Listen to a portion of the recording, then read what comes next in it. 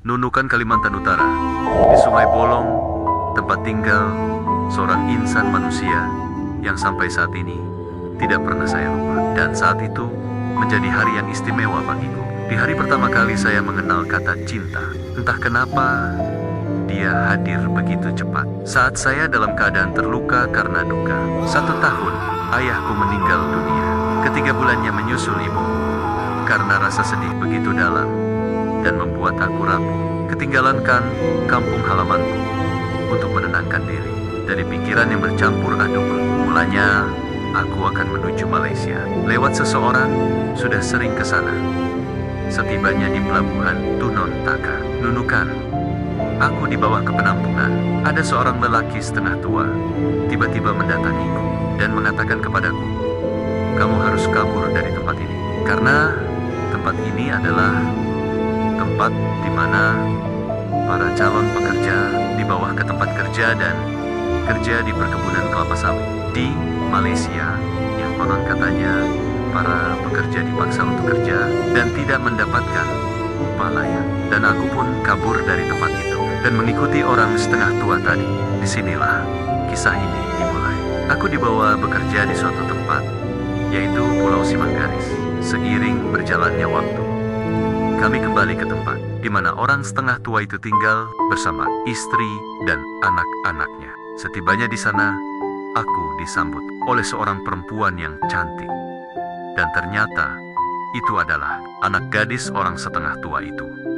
Memang, pada saat itu, kesehatanku sedikit terganggu karena lelah dan capek bekerja, sehingga membuat sekujur tubuhku merasakan panas dan meriang.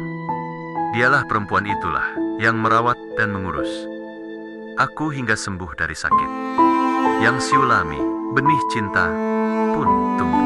Perhatian demi perhatian, sayang demi sayang dijalani. Seiring berjalannya waktu, ingatan terhadap meninggalnya kedua orang tuaku mulai hilang karena hadirnya dia di sisiku. Entah Tuhan punya rencana apa kepadaku.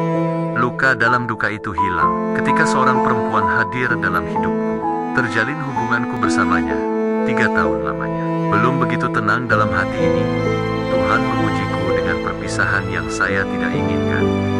Lewat seorang ibu yang tidak merestuiku. Bajaan hatiku, Steviulan dijodohkan dengan orang lain. Tarsangka pada saat itu benar-benar berada di titik terendahnya. Duka dibalut luka. Dia mencoba bertahan dengan perasaan yang sama terhadapku. Melarikan diri, hilang dari keluarganya demi mencariku.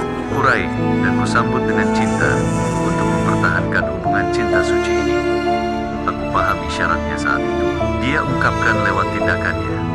Saya akan mengajak aku, membawanya pergi dari tempat itu. Jika aku orang yang salah atau serakah, aku akan membawa dia kabur dari wilayahnya.